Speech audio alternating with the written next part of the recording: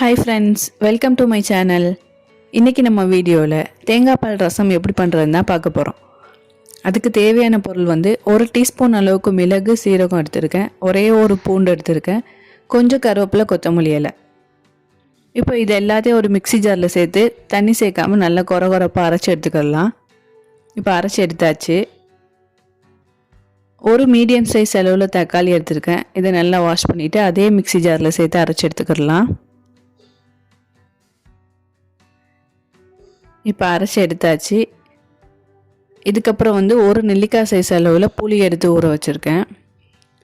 இப்போ நம்ம தேங்காய் பால் ரசம் தான் பண்ண போகிறோம், அதனால் கொஞ்சமாக ஒரு கைப்பிடிக்கும் கம்மியாக வர அளவு தேங்காய் கீரி எடுத்துருக்கேன். அதையும் அதே மிக்ஸி ஜாரில் சேர்த்து கொஞ்சமாக தண்ணி சேர்த்து ஒரு கெட்டியான பேஸ்ட் மாதிரி அரைச்சி எடுத்துக்கலாம். இப்போ நம்ம தாளிக்கிறதுக்கு வந்து நம்ம அரைச்சி வச்சுருக்கிறது கடுகு, கருவேப்பிலை, காஞ்ச மிளகாய், இது மட்டும்தான். அப்புறம் நம்ம அரைச்சி வச்சுருக்க தக்காளி பேஸ்ட்டு, தேங்காய் பால் எடுத்து வச்சுருக்கேன் புளிஞ்சி, ஊற வச்சுருக்க புளி இருக்குது. இப்போ இந்த தேங்காய் பாலில் ஒரு ஸ்பூன் அளவுக்கு மஞ்சப்பொடி சேர்த்து நல்லா கலந்து வச்சுக்கலாம். இப்போ தாளிக்கிறதுக்கு ஸ்டார்ட் பண்ணிடலாம்.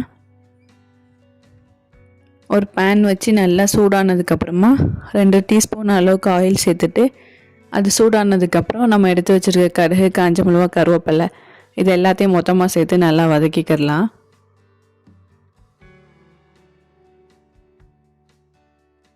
இப்போ இது கொஞ்சம் நல்லா வதங்கிடுச்சு. இதுக்கப்புறம் நம்ம அரைச்சி வச்சுருக்க தக்காளி பேஸ்ட்டையும் இது கூடவே சேர்த்துக்கலாம்.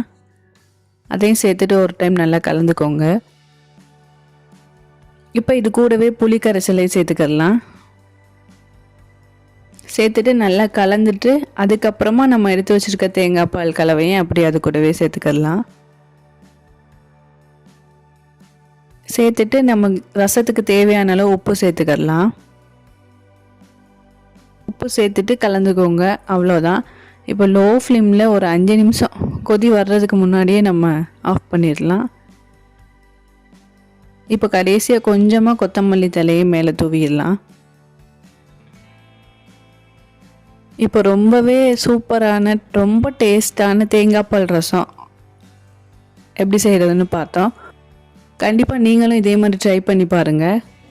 இந்த வீடியோ பிடிச்சிருந்தா லைக் பண்ணி சப்ஸ்கிரைப் பண்ணிக்கோங்க. தேங்க்ஸ் ஃபார் வாட்சிங்.